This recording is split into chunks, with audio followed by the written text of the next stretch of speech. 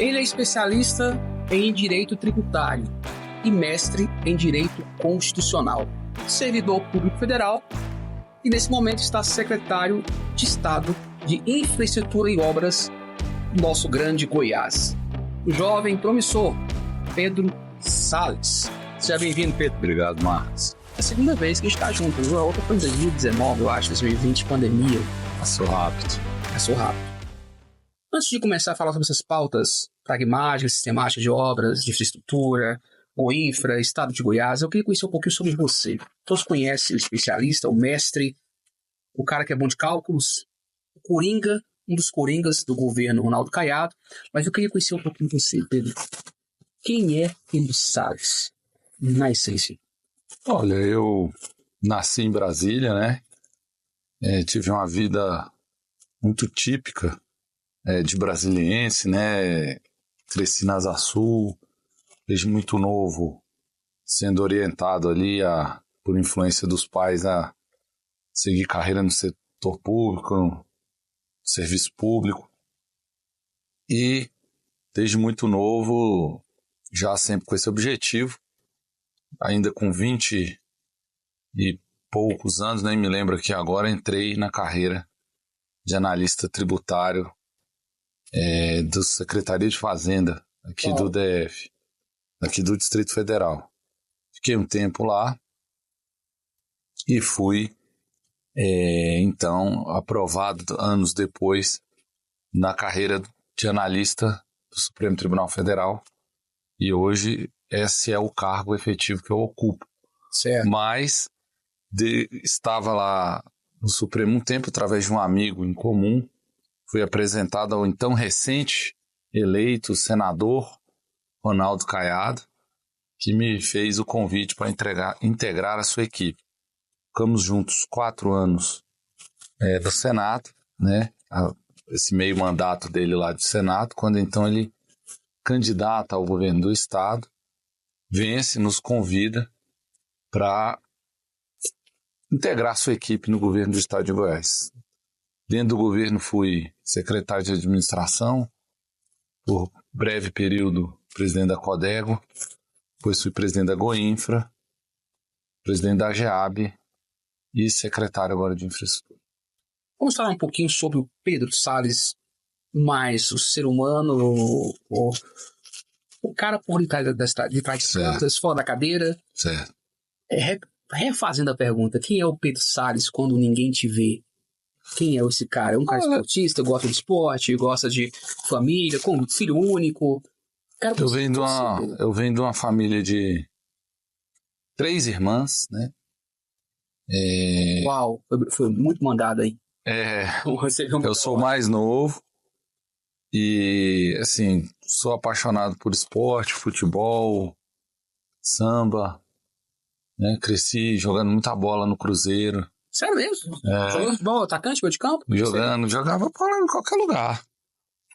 Jogava mais no ataque, mas joguei muita bola na Asa Sul, no Cruzeiro. Curti uns pagodes também por aí no DF. Brasiliense gosta de pagode. Rock and roll nunca foi sua praia? Ouvia, né? Capital Inicial? Sempre gostei de ouvir, né? Mas de sair com os amigos e tal, até por influência dos amigos aqui da turma, né? A gente gostava mais de samba. Jogava bola, ia pro samba. E muito criado na rua mesmo, em Brasília, sabe? Assim, eu sou da última geração, talvez. Não, acho que turma um pouquinho mais nova aqui eu ainda teve isso, mas que hoje não existe mais em Brasília, porque era a turma que cresceu junto na rua, né? Na rua no bom sentido, ali nas quadras da Asa Sul, ia pro shopping, aí ia pro futebol. Não tinha celular, na verdade. Não tinha celular, era... Relacionamento de pessoal mais próximo. Samba, Naruque, nos barzinhos aí que tinha. Filho mais todo novo, canto. Era mais mimado? Como é que era em casa? Eu vou fazer uma terapia com você. Meus pais trabalhavam muito. Minha mãe era professora de escola pública, o meu pai médico. Foi legal? Foi bom, foi boa, foi excelente. Mas eles não tinham muito tempo, então, assim, foram presentes, não foram ausentes, mas, assim, não não tinha muito como ficar muito tempo com a família, né? Os dois no auge, assim, da vida profissional. Então, cresci um pouco mais solto. Certo. E esse relacionamento com seus pais, tudo certo? Tudo. Existe alguma coisa para resolver aí dentro? É bem existencial isso. Não, tudo bem. Foi... Meu pai é falecido, né? Ele faleceu com 66 anos, problema cardíaco. Minha mãe tá viva, me relaciono com ela naturalmente. Tá 100%. Foi tranquilo. Percebi que você é bastante focado. Eu analisei sua história, você é um cara que tem a confiança do governador. Aham. Não é? Passou por várias áreas do governo, desde quando estava no Senado, você frisou bem. Então, o fato é que ele confia em você. Não é? Então, você, hoje, dentro do governo Caiado, é um dos coringas. Poderia citar o Marcos também, que teve no Detran, teve na SECOM, e outros também, que sempre ali são peças fundamentais para o governo Ronaldo Caiado. Um faço de estabilidade profissional. Você é um cara que é especializado em reforma tributária, não é? Então, primeira pergunta e dúvida. Eu odeio cálculos. Como você deu match? Como você se apaixonou pela questão tributária? Por que isso? Olha, na faculdade, você vai vendo vários ramos do direito, vai vendo aquilo que você gosta, né? Eu fui encontrando colegas que eram apaixonados pelo criminal, gostavam daquela atmosfera de júri, réu, não sei o que, estudar os crimes e tal. Tinha uns colegas que gostavam do direito de família, aquela coisa do aspecto emocional, de um divórcio, uma questão de pensão alimentícia, gostava daquela história e tal. Outros de empresa, contratos e tal. Eu gostava de direito tributário, então eu comecei a sair da... Que é uma área, eu estou fazendo direito agora, que é uma área que dá bastante retorno financeiro. Aí fiz a minha especialização, entrei no fisco daqui, né, do DF, e aí fui gostando, aprendendo a gostar. Naquele momento da minha vida, eu queria ser auditor fiscal, né? Sim. Era a carreira que eu ia seguir, me preparei, mas a vida acabou levando para outros rumos, né? É mais jurídico mesmo, lá no Supremo é uma questão eminentemente jurídica. É sobre isso que eu quero falar, Salles. Você, na primeira gestão do Caiado, esteve à frente da Secretaria de Estado, da Administração, SEAD, da Campanha de Desenvolvimento Econômico de Goiás, a CODEGO, recebi corrigir se estiver errado, presidiu a Agência Goiana de Infraestrutura, não é isso? Uhum. A Goinfra, a Agência de Goiânia de Habitação, a AGEAB, e agora foi Conselho Fiscal, extensamente Conselho Fiscal da Saneado, e agora está como secretário de Estado de Infraestrutura e Obras. Esqueci alguma coisa aqui? Não. Foram esses os cargos que assumimos aí. Observando sua história, você é um cara, vou repetir, bastante focado. Não te incomoda esse tanto de mudanças? Você não gostaria de seguir uma carreira, um caminho e ali consolidar conquistas? Não te incomoda esse tanto de mudança ou você acha que são novos desafios, voos mais altos? Olha, claro que é bom você passar todo o tempo possível num cargo só para você depois dizer que teve mais entregas ali, né? Ter tempo de fazer mais entregas e ver mais resultados. Mas, a partir do momento que você integra um governo ele tem um comandante, né? E ele precisa alocar as peças dentro daquilo que é a concepção da necessidade ou da visão que ele tem para resolver uma situação. Exato.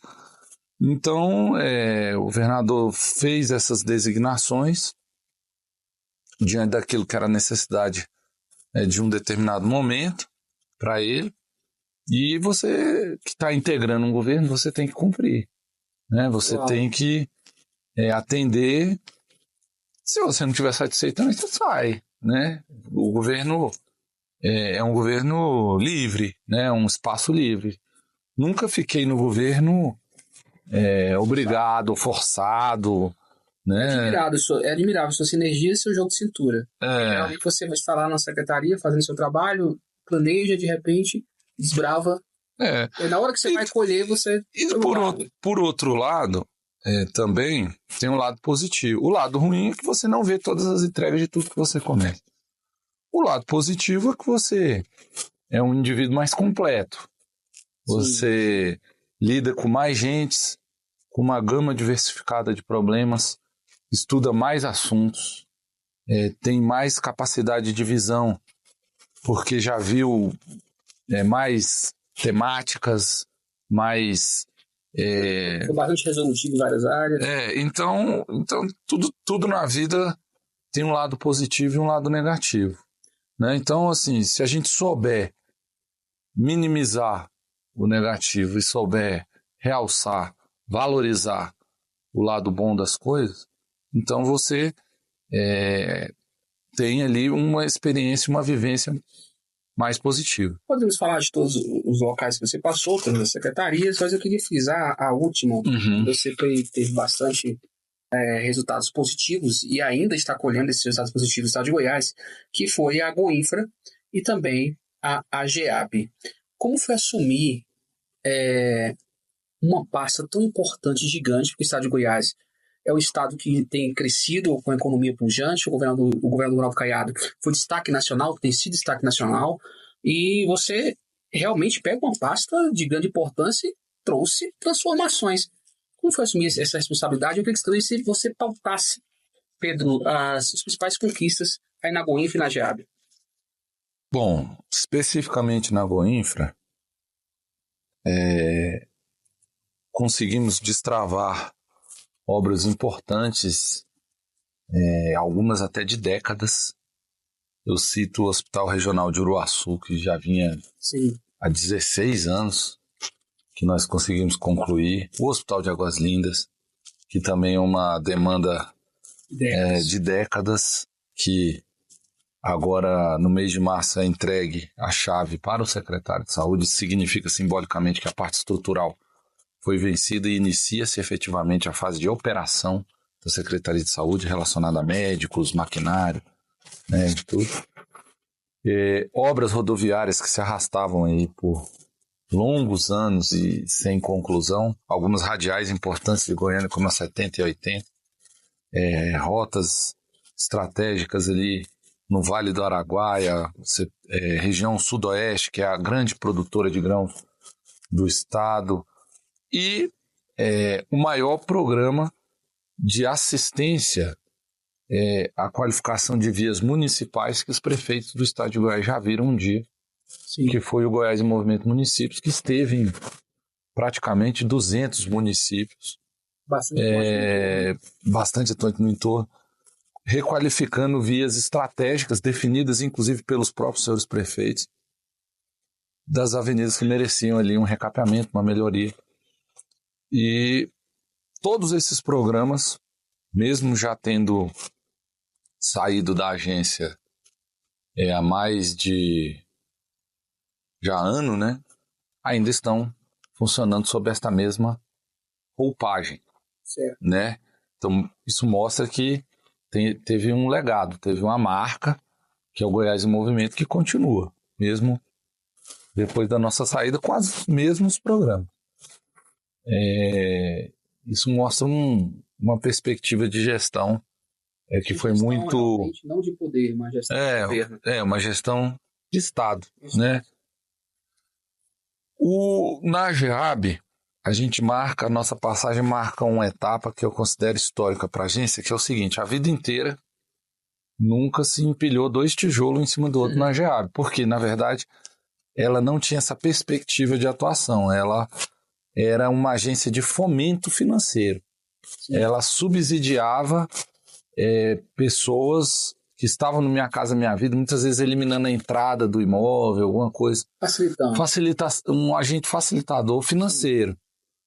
E a nossa chegada lá inicia uma perspectiva de agência de obras com a AGEAB. Muitas cidades aí do entorno já foram contempladas com casas a custo zero, que é um programa que nós criamos lá por determinação do governador, que é o único do Brasil onde o indivíduo não tem que dar nada. Não tem que dar nada. Não tem que dar nem R$1, não tem que assumir prestação. Ele ganha uma casa de graça do Estado. Dignidade. E uma casa que é muito superior, se você quiser parar e fazer essa pesquisa, ela é muito superior aos modelos referenciais que se tem Brasil afora de casa de interesse popular. Ela é bem estruturada, 46 metros quadrados, 2 cômodos, acabamento cuidadoso, forro em steel frame para cuidar da temperatura. Nosso cerrado goiano e do entorno aqui é quente, a gente sabe. Então, até hoje, né, o nosso presidente Alexandre Baldi fazendo um trabalho brilhante, belíssimo, mas também seguindo esse mesmo modelo que nós deixamos de atuação nessas duas agências. Então, o que eu destacaria é o seguinte, foram um conjunto razoável de entregas. Como que você prova isso? Bom, o governador ele não era ostensivamente apoiador do Lula, não era ostensivamente apoiador do Bolsonaro no seu processo eleitoral. Isso é um dificultador em algum aspecto para o Brasil polarizado. Com o Brasil polarizado. E mesmo assim ele vence a eleição no primeiro turno com o apoio de quase 200 prefeitos. Como que você avalia que ele conseguiu fazer isso? Eu colocaria 3 pilares. Trabalho de todos os colegas fantástico em todas as partes, mas sobretudo no interior eu colocaria 3 pilares. Ele foi ele e a primeira-dama fizeram um trabalho de revolução do social no Estado. Uma parte social que era muito pouco trabalhada, eles fizeram uma revolução incrível. Hoje a política social do Estado de Goiás ela é técnica, eficiente e maciça. Essa entrada através das casas nos municípios e o programa de requalificação de vias que atuou em quase 200 cidades. Então, isso deu uma capilaridade, um capital político a ele muito forte. E, graças a Deus, a gente pôde fazer parte disso com alguma eficiência. E o resultado está aí. O governador foi reeleito em primeiro turno, mesmo mantendo uma equidistância com a esfera nacional, de imparcialidade. Ele fez um trabalho de base dentro do Estado, com um trabalho de destaque na saúde, na educação, mas com relação à capilaridade muito focado nesse tripé, que eu acredito que foi isso. Muito bom. Vamos usar um break rapidinho, né? Usar um intervalo. Você não sai daí, é coisa rápida, apenas 1 minuto. Enquanto isso, bebe aquela água, vai na cozinha, volta, compartilha essa live, está no YouTube, do Cidadão em Brasília. Não sai daí, é um bate-bola, jogo rápido, é imparcial, é jornalismo com seriedade. Agora eu quero falar com vocês sobre o futuro. Você já se perguntou onde quer estar daqui a alguns anos? Todas as respostas para essa pergunta nos levam a somente uma conclusão: preparação. A Faculdade Mauá de Águas Lindas de Goiás te prepara para o futuro, ofertando mais de 10 cursos superiores. Infraestrutura de ponta e profissionais capacitados são os pilares desta instituição. Tá esperando o quê? Eu sou Mauá e você pode ser também. Entre em contato conosco. Faculdade Mauá, ensino superior. 10 superior!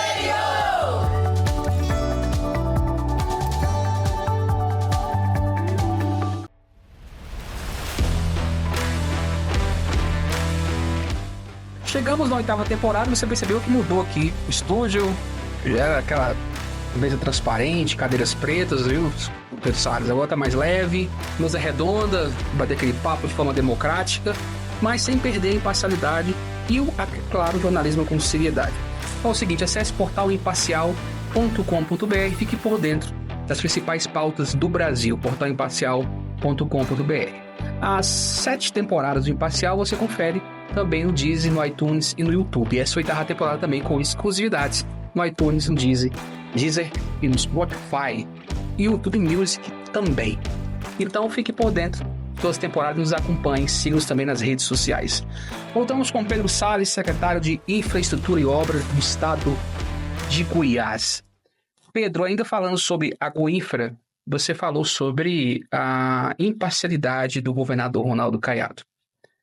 Apesar do programa se chamar imparcial, imparcialidade é uma utopia. Não é? Você tenta no máximo possível ficar no meio termo.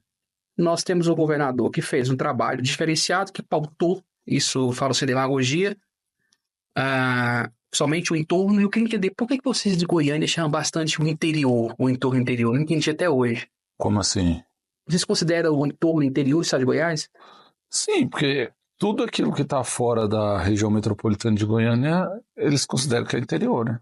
A gente não vê assim. A gente vê que está perto da capital, estamos ali mais próximo da capital. E aí é onde há esse entendimento que por muitas décadas o entorno foi terra de ninguém.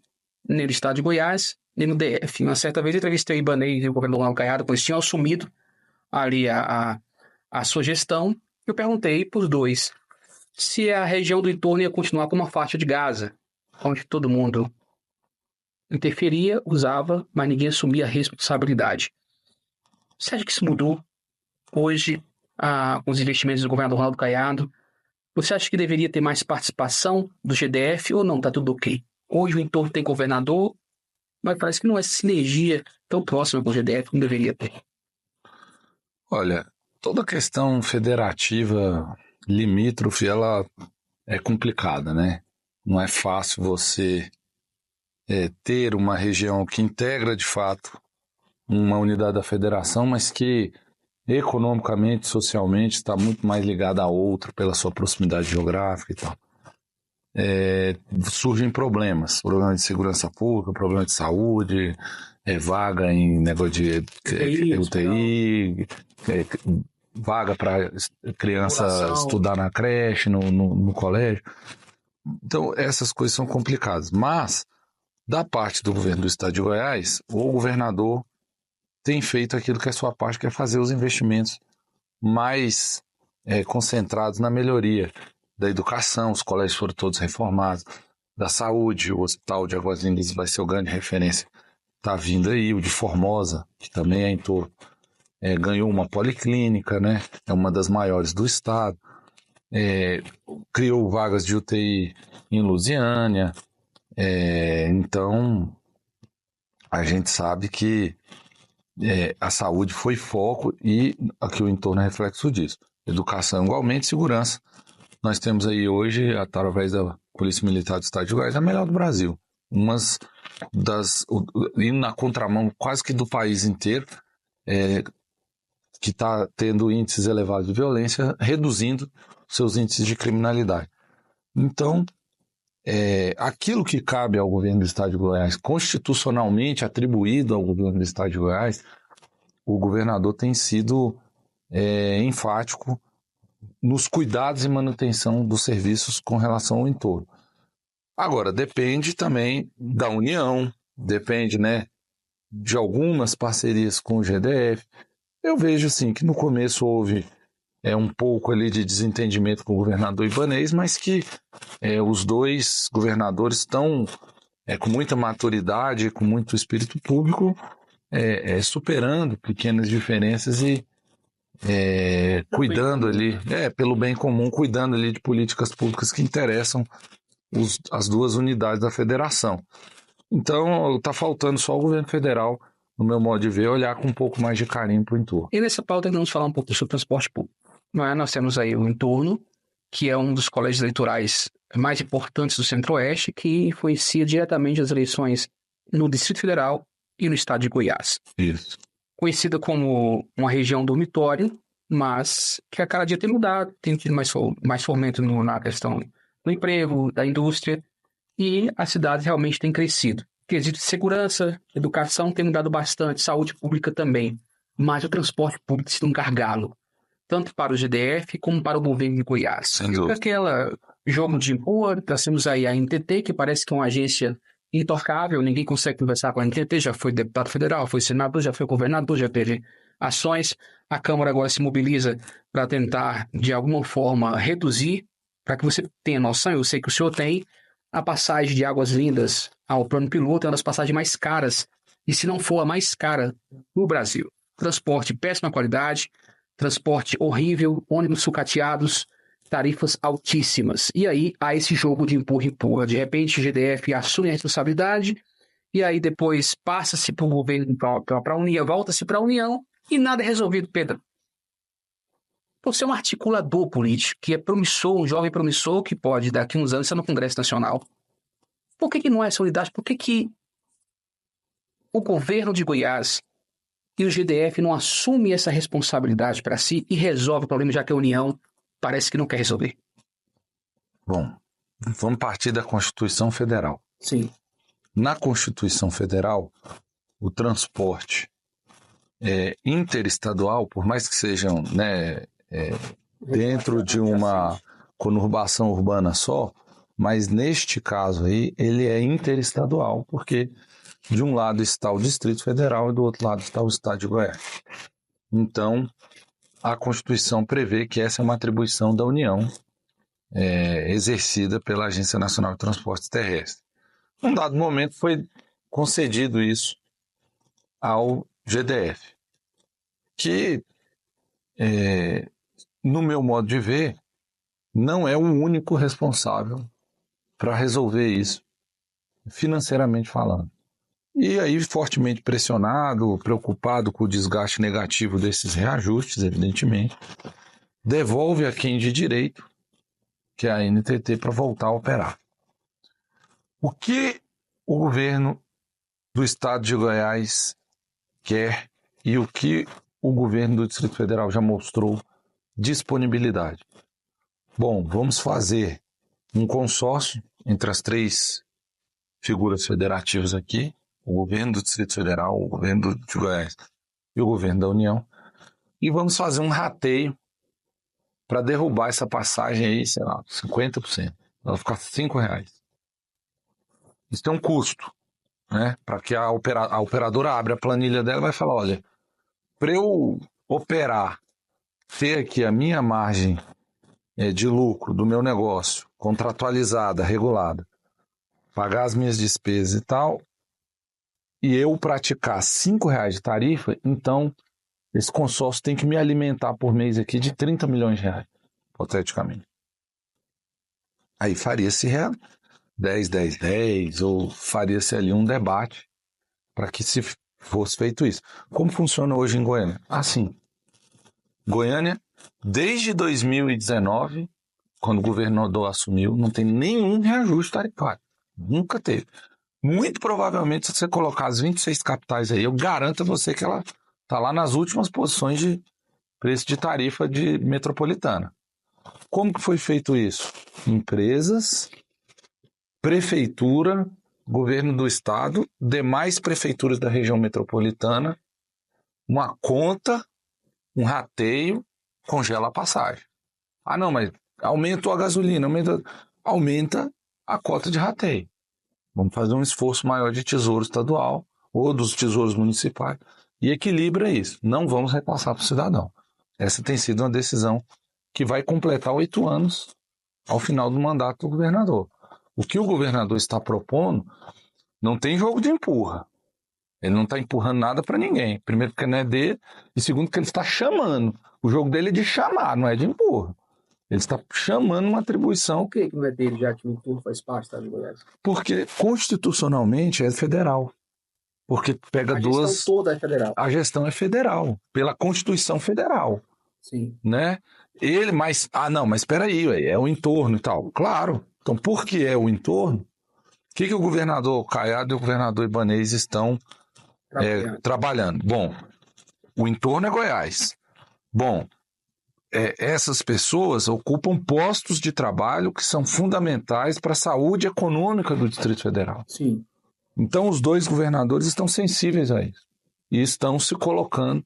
Olha, apesar de não ser constitucionalmente nosso, nos impacta de diferentes formas, querendo ajudar. E o governo federal não faz ali nenhum gesto. Aqui a questão é dinheiro. Sim. Não tem mágica, tá? É dinheiro. Tem que pôr dinheiro para derrubar a passagem do cidadão. E não somente isso, secretário, porque está para acontecer um colapso no transporte público. Sim. Porque as empresas não estão conseguindo também. Mas antes do colapso no transporte público, vai ter um colapso empregatício, vamos chamar assim. Que é o quê? Daqui a pouco, o indivíduo tem uma empresa aqui no Distrito Federal, ele não consegue mais alocar aquela força de trabalho alocar aquela força de trabalho do indivíduo que vem do entorno, porque aquele custo de transporte torna aquele profissional não viável economicamente na conta da empresa dele. E aí você vai construir o quê? uma massa dessa rua aqui para cá é Goiás, e dessa aqui é Goiás. Não, aqui são os desempregados. E aqui não, aqui nós vamos ver o que a gente faz. Não é assim que se trata o assunto. Você está entendendo? Sim. Então, é importante para Goiás porque é Goiás, é importante para o Distrito Federal porque é estratégico e fundamental para a sua economia, e é importante para a União, porque aqui é a sede dela. É a porta de entrada. É onde ela está localizada. E você foi cirúrgico, é importante frisar, porque o Brasil tem as maiores cargas tributárias do mundo, as maiores. Então, se você for investigar o orçamento americano, certamente tem alguns gastos ali para a cidade e para o estado de Washington, sim, que são específicos daquela unidade federativa, porque ela é a sede da capital daquele país. E isso deve acontecer mundo afora. Então é disso que nós estamos falando aqui. A preocupação geral de você foi bem cirúrgico, não é só apenas do colapso empresarial das empresas, que muitas estão com problemas de licitação, empresas que estão com licitações com problemas, estão atuando com ônibus com problemas, mas a questão do emprego, do trabalho. Então, ou seja, as empresas do Brasil, tudo tem uma carga tributária altíssima e de repente vem uma passagem de R$10, R$12. Então, automaticamente, Pedro, está havendo demissão e ninguém vai querer ficar com esses funcionários. Mas se a receita do bolo está pronta, essa pergunta, eu entendi o que você colocou. Mas é uma pergunta que a população tenta entender. O porquê, se a receita está pronta, se já acontece no Maranhão, já acontece em outras cidades como São Paulo, a própria Goiânia, região metropolitana, se a receita está pronta para o bolo, por que não fazer agora em torno também? Por que deixar essa situação continuar? Será que não seria a hora do governador Ronaldo Caiado, juntamente com a nova gestão que está chegando, assumir esse compromisso e falar o seguinte, não, nós queremos de alguma forma, através do Congresso Nacional, através de decreto, não sei, e trazer essa responsabilidade para o Estado de Goiás e assumir, porque fica justamente... A DF não vou assumir porque essa é a questão da União. Goiás, não vou assumir porque essa é a questão da União. E fica a população sofrendo, Pedro. Esse é o porém. Já se fez isso de todas as formas, né? Buscou-se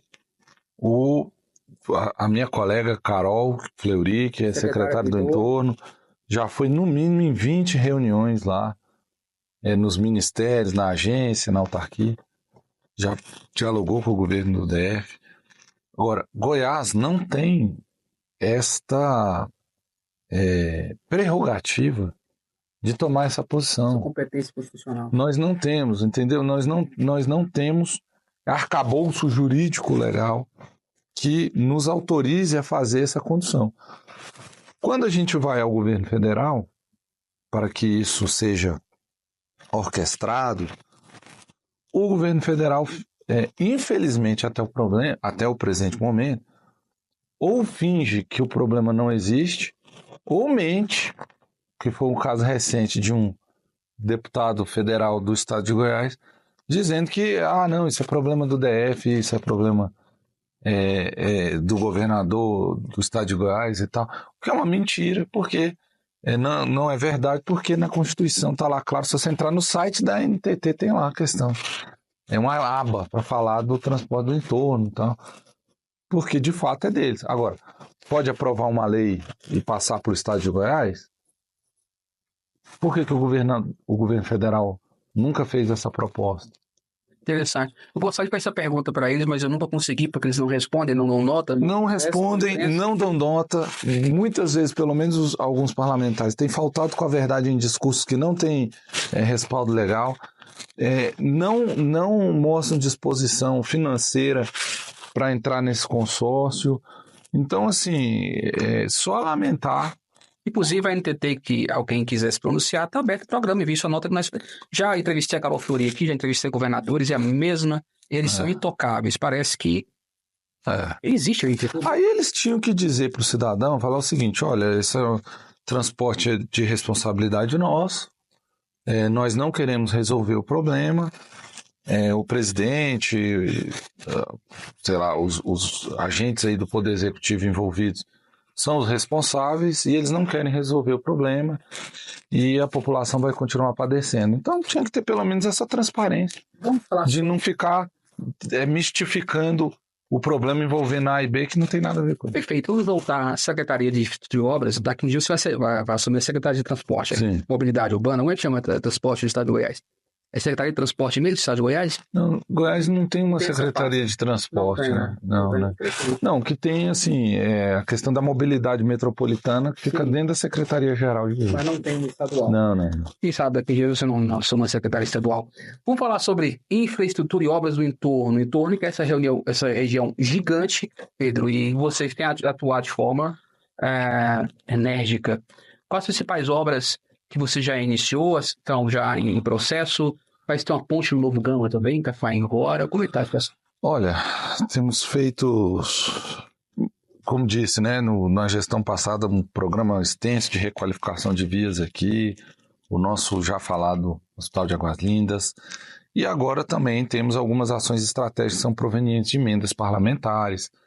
E amanhã estarei com o senador Wilder Moraes, o prefeito Pablo Mossoró e o prefeito Carlinhos do Mangão, na ponte que divide o Pedregal do Pacaembu, lá na divisa de Valparaíso com o Novo Gama, fazendo a inauguração de uma obra, marcando ali o início de uma obra que é fundamental ali, histórica, que divide os dois bairros. Temos outras ações aí que nós já nos colocamos à disposição do mandato aí dos parlamentares para intervenções especificamente relativas ao entorno. No Fundeinfra temos a GO 425, que sai lá de Novo Gama, contorna, vai até o Engenho das Lajes na BR-060, depois sobe até Santo Antônio do Descoberto, que é uma obra que está no fundo, né, aquela famosa taxa do agro, né, assim, publicamente conhecida. Então, temos aí ações importantes de infraestrutura para o entorno, que é também Fazer o seguinte, depois do break do participação. Então tá bom, vamos O break, a produção tá falando aqui rapidinho, tá sendo break, não sai daí. É bate-bola, jogo rápido, tem mais. Vamos falar sobre o futuro político de Pedro Salles, vamos falar sobre política nacional e também sobre o entorno. É imparcial, é jornalismo com seriedade. Bem-vindo ao mundo da beleza e do bem-estar, onde a confiança e a autoestima se encontram. Apresentamos a você a Clínica Maiara Brita Estética, o seu refúgio para alcançar a beleza que você merece, tanto facial quanto corporal.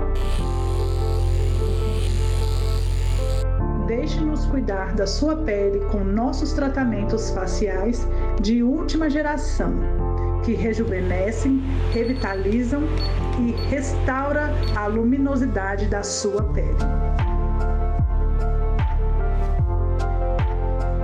Desde limpezas profundas até terapias avançadas de anti-envelhecimento, e sou especialista em estética facial e estou aqui para cuidar de você. Clínica Maiara Brita Estética, onde a beleza encontra a confiança.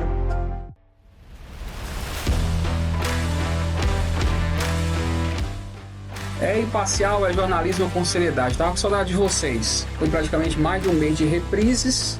Estávamos ali providenciando, resolvendo toda a situação da 8ª temporada, se ia ser a mesa laranja, rosa, preta, branca. E decidimos nesse novo formato. Mas vai ter novidades, novas entrevistas, novos debates. Tem muita coisa nova por aí. Mas nas terças-feiras, nós temos um encontro marcado também na Sucesso News, na 100.5 a mais ouvida de Brasília. Sempre às 10 horas, às vezes na terça-feira, 2 horas de programação, aquele bate-papo irreverente e sempre a chapa esquenta no Imparcial Podcast. Acesse Marcos Imparcial, o Instagram, fique ligado. Sempre conteúdos exclusivos para você. E agora sim, vamos falar sobre Águas Lindas de Goiás, especificamente sobre o Hospital Estadual de Águas Lindas, que já foi hospital regional, já foi hospital com nome político, já foi Hugo 9 e agora é o Hospital Estadual de Águas Lindas de Goiás. Acho que é uma obra que demorou décadas. Já teve ali reuniões, já teve inauguração, teve missa, teve culto, teve show, teve de tudo. E nunca esse hospital foi entregue. Um hospital de alta complexidade que vai atender o norte, sul, o Salles norte, Zé Mato, Marcos, norte, sul, nordeste goiano e também o Distrito Federal, porque o SUS não tem fronteiras. Vamos lá, Pedro. Eu quero entender um pouquinho sobre a ópera. Você De repente essa obra estava no impasse e aí você chega e assume a responsabilidade com a Goinfra. Coragem, hein? E foi. Olha, essa obra estava paralisada já há algum tempo por conta de estar na obra uma empresa que não tinha a menor condição financeira, operacional, técnica de execução. E um impasse muito grande com essa empresa. Quando o governo começa, ali em 2019, essa obra estava com a Secretaria de Saúde. Na época, o secretário Ismael Alexandrino envidou esforços lá para tentar resolver esse impasse. Chegou a tentar forçar ali a empresa a voltar para ver se ela concluía a obra. E, infelizmente, o cenário não evoluiu. Foi quando, então, o governador passa a obra para a Goinfra. Mais adiante começa ali a Covid, né? Aí a gente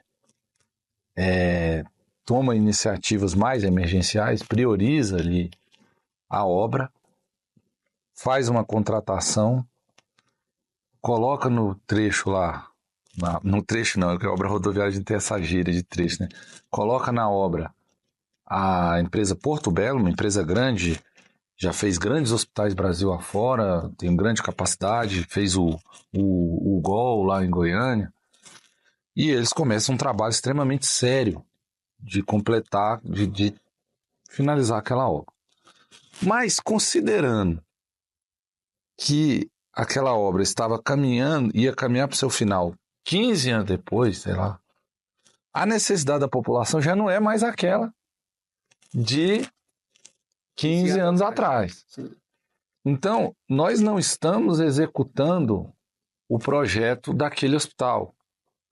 Nós contratamos uma equipe projetista que trabalhou em cima de um novo relatório da Atenção à Saúde, da SAS, né, que apontou quase que um hospital novo. Falou assim, não, há 15 anos atrás não precisava disso, agora nós vamos precisar de imagem, nós vamos precisar de essa especialidade aqui, nós vamos precisar de uma hemodinâmica, nós vamos precisar coisas que não mudou totalmente. Então, nós não vamos inaugurar aquele hospital. O governador Ronaldo Caiado vai entregar um hospital todo novo, totalmente adaptado à realidade de atenção de saúde daquela comunidade, considerado o momento atual. Então, mesmo se meramente completássemos aquele hospital, remanesceria o cidadão de Águas Lindas em muitas especialidades ou situações, não seriam atendidos, sendo remetidos a outras unidades de saúde. E hoje não. Hoje eu tenho certeza que nós vamos ter ali no hospital de Águas Lindas toda a atenção de saúde que o cidadão precisa. Secretário Pedro Salles, olhando nos seus olhos, esse hospital será entregue nessa gestão do Ronaldo Caiado, não apenas a chave para o secretário estadual de saúde, mas ele funcionando plenamente, ou nós veremos outras inaugurações fakes como houve em governos anteriores? Bom, em primeiro lugar, eu quero dizer que no governador você pode pegar aí a rede social do governador e começar a seguir ela desde 2019, você não vai ver ele numa inauguração fake. Muito pelo contrário, tem rodovia que ele vai inaugurar que do lado da festa aqui, da celebração, tá passando carro já, né? Tem hospital a Policlínica de Poço, ele estava num canto aqui do hospital fazendo a celebração lá da inauguração, no outro módulo já estava atendendo paciente. Então esse é o perfil dele, ele vai na obra, na coisa que já está atendendo a população. O que acontece? Nós temos o final da obra física, né? Que é o estrutural, que acontece agora em março, né? Nessa semana está acontecendo a energização do hospital. Olha que coisa sensacional. A Equatorial vem aí essa semana para concluir a energização do hospital, porque é toda uma infraestrutura de energia elétrica para prepará-lo para receber aquela alta carga de demanda que vai ser os equipamentos ali ligados, né? 24 horas ali, ar-condicionado, equipamento médico e tal. Feito isso, o hospital está liberado para a Secretaria de Saúde agir, que ela já está agindo. Já tem diversos editais publicados de compra de maquinário, contratação da OS que vai administrar e tal, isso tudo já acontecendo, para que eu tenho certeza que ainda este ano esse hospital, não sei se integralmente ou se vai se dar por etapas, não sou especialista do assunto, estaria aqui falando coisas sem saber.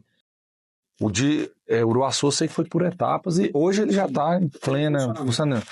Aí o hospital esse ano eu tenho certeza que ele já tem condição de operar, ainda que por setores e depois, né, em toda a sua integralidade. É um marco histórico.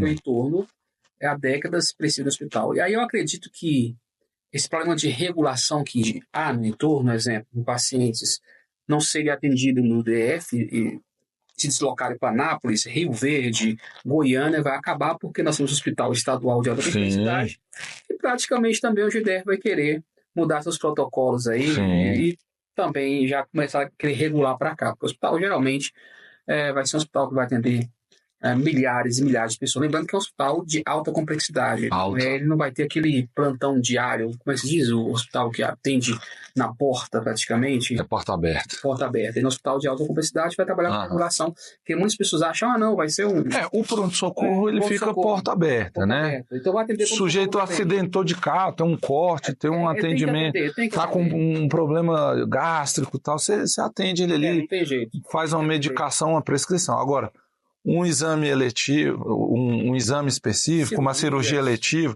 isso vai tudo ali dentro maternidade, sonho, isso aí vai dentro de uma programação controlada lá pela secretaria. Porque é um sonho para todos os aguazindenses, para a região do entorno. Vamos falar sobre política, Pedro.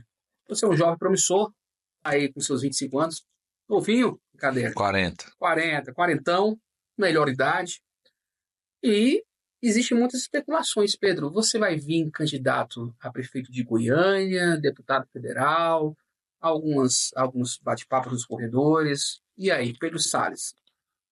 Olha, esse é o Congresso ou Executivo goiano? Olha, eu não vou ser candidato a prefeito de Goiânia. Agradeço carinhosamente a todos aqueles que lembraram do nosso nome. Isso para nós é um sintoma bom, né, de que você está trabalhando e tem gente lembrando do seu trabalho, agradeço demais. Vou ajudar a base, seja lá quem for o candidato, dar uma... Você qual partido? União Brasil. Vai continuar na União? Vou continuar na União, vou seguir o governador. E seja lá quem for, nós vamos apoiar incondicionalmente, vai aparecer aí, o governador e o Daniel vão tomar a decisão mais sábia e nós vamos estar apoiando esse projeto. Quando você chegar lá na frente da gestão, você está vendo que nós estamos falando de um monte de projetos aqui hoje, né? Sim, claro. Que envolve a secretaria. Se você tiver êxito, se você for um bom funcionário, naturalmente você chega lá com algum capital político para tentar um projeto político. Mas não é algo que você define de agora. Vamos lá. Você, candidato a deputado federal, mas você chegou lá, você não está bem, você não conseguiu. Não é uma decisão unilateral. Não é uma decisão unilateral. Isso aí é igual convocação para a seleção brasileira. Não adianta o cara, você está conversando com o atacante do Palmeiras, fala assim, não, eu vou para a seleção. Não, peraí, meu. Você vai jogar no Palmeiras, vai fazer gol, vai jogar bem e tal. Aí, certamente, você vai ser, diante daquela posição de destaque, vai ser normalmente lembrado pelo treinador. Mas você não pode dizer que você vai ser da seleção, você tem que esperar, você tem que fazer um bom trabalho, depois desse bom trabalho ser aproveitado. Então é isso, hoje a minha cabeça está focada nessas demandas aqui que conversamos e outras, prestar bem esse trabalho para no final ter uma lista de serviços prestados para poder reivindicar essa posição. Isso é a autoridade política e construir com o seu grupo. Principalmente o governador, que é seu líder, uma possível candidatura federal, quem sabe outros voos mais altos. Isso. Vamos falar sobre... Como eu posso definir você, Pedro? Esquerda, direita, centro? Direita, mas não é a direita do bolsonarismo. Sim. Falando nisso, o Jair Messias Bolsonaro tem passado por algumas situações complicadas juridicamente, politicamente. Eu queria falar um pouco, você que é formado em Direito também, especialista em Direito, vamos falar um pouquinho sobre sinergia dos poderes. Nós temos aí o STF, nós temos o Congresso Nacional, o Senado, que completou 200 anos agora, não é? E há uma crise institucional instalada no Brasil. Eu costumo dizer que essa crise ela é um reflexo do governo anterior também. Muita imaturidade do governo, do executivo, muita imaturidade do Congresso Nacional e muita imaturidade do STF também. Eu não gostaria de falar separação dos poderes. Eu acho que eles deveriam andar juntos, como realmente, de forma independente, como está previsto na Constituição. Como se avalia o STF hoje, Pedro Salles, juridicamente falando? Olha, no quesito conhecimento jurídico, nós temos, não em sua integralidade, mas na maioria de seus membros, uma boa formação do tribunal. Eu destacaria aí o ministro Barroso, o ministro Gilmar Mendes, né? Recano, né? A ministra Carmen Lúcia, uma grande jurista, né? Eu acho que o ministro Alexandre de Moraes, fantástica a formação jurídica dele, o ministro Fachin igualmente. De formação jurídica, eu acho que é uma boa formação. O que ela difere das formações anteriores? O jurista, ele tem que ter um pacto social com a sociedade, né? Sobretudo um ministro da Suprema Corte, é quase um sacerdócio. Você tem que ficar equidistante da sociedade, meio afastado, recluso, porque senão você se mistura com emocionalmente, politicamente, tendências. É igual você falou mais cedo aqui, a imparcialidade é uma utopia. Então, quanto mais distante você ficar do clamor dos problemas, melhor você vai agir dentro da sua racionalidade. Você foi escolhido pelo presidente da República e referendado pelo Senado, então você é o escolhido daquela nação para falar o que você pensa daqueles assuntos, então você tem que ficar mais afastado, que é o comportamento, vamos chamar assim, esperado de um juiz constitucional. Correto. O que acontece com essa formação atual? Infelizmente, um sentimento de popstar, tipo, quer estar na palestra com os advogados, e nos grandes eventos, e no Jornal Nacional, e entrevista, e não sei o quê. Aí o juiz, ele não está fora dos problemas e da discussão, ele está no meio. Totalmente. Macron chegou a dizer, recebendo um dos ministros, que perguntou: você é candidato a presidente? Pelo fato de tanta visibilidade. Então, assim, são indivíduos que são idôneos, são íntegros, são profissionais, mas que estão se comportando de uma forma que, ao invés de manter uma equidistância do cenário político e social, eles estão protagonizando esse cenário. Então, o que é uma distopia do que seja efetivamente uma corte constitucional. Perfeito. Nós temos um presente para você, nós estamos chegando ao final. Tem a canequinha do Imparcial, por favor, traga aí a nossa produção, faz o panda para nós aí. Essa canequinha para você levar de presente, colocar na sua mesa. Ô, meu irmão, obrigado, que honra. Lá, você sempre lembrar do Gordinho. Valeu, valeu. Sempre ligado conosco. Obrigado. Tinha muitas outras perguntas para fazer para você sobre política, sobre o governador, sobre Ronaldo Caiado e Bolsonaro, mas nós teremos outros times, outros momentos para bater esse papo. Vamos ao nosso bate-bola, jogo rápido. Pedro Salles sem filtros. Pedro Salles, uma música. Uma música. Shine on You Crazy Diamond, Pink Floyd. Olha, legal. Um cara que gosta de pagode, mas curte um rock and roll. Sim. Piqui ou pão de queijo? Pão de queijo. Uau. Então você já não é tão goiano, né? Vamos lá, uma frase, Pedro. O que a vida quer da gente é coragem. Um arrependimento. Olha, eu na minha vida errei mais tentando as coisas do que me omitindo, né? Eu me arrependo de todas as vezes em que eu tinha alguma decisão para tomar que eu me omiti. Qual o momento mais feliz da sua vida que vem na sua mente agora? Na minha vida agora?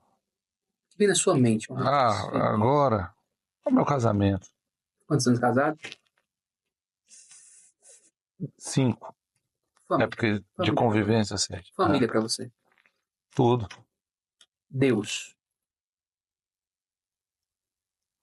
Deus, a minha definição de Deus, ela é diferente, é uma diretriz. Você é feliz? Sim. Tem medo da morte? Não. Recebemos Pedro Salles, secretário de Infraestrutura e Obras. Redes sociais, Pedro. Bom, no Instagram, Pedro HR Salles, né? Nos acompanhe lá, tem a Infraestrutura Goiás, né? No nosso Instagram também, as atividades da nossa pasta. Siga também nosso governador, Ronaldo Caiado, nas redes também, que faz um trabalho aí que é simplesmente o melhor do Brasil, não é nada demais, é simplesmente o melhor do Brasil. Suspeito para falar. E é isso, né? Agradecer a você, Marcos, o seu espaço. Eu tenho um carinho especial pelo Entorno, sempre disse isso. É muito mais do que palavras na minha trajetória no governo do estado. Eu tenho uma lista de serviços prestados ao entorno e enquanto estiver no governo do estado, sempre olharei as demandas do entorno com um carinho diferente. O entorno agradece e eu também, como morador do entorno, agradeço o empenho, como seu empenho como secretário e o nosso governador Ronaldo Caiado. Para você que ficou conosco até agora, aquele grande abraço, um final de semana de muita saúde, paz e prosperidade, e início de semana também com muitas vitórias. Um cheiro no seu coração. Até terça-feira, se assim Deus permitir, e sábado também, se o Eterno permitir que estejamos aqui na TV Brasil, na Rede TV. Cheiro no seu coração, siga Márcio Facial, um beijo e até a próxima.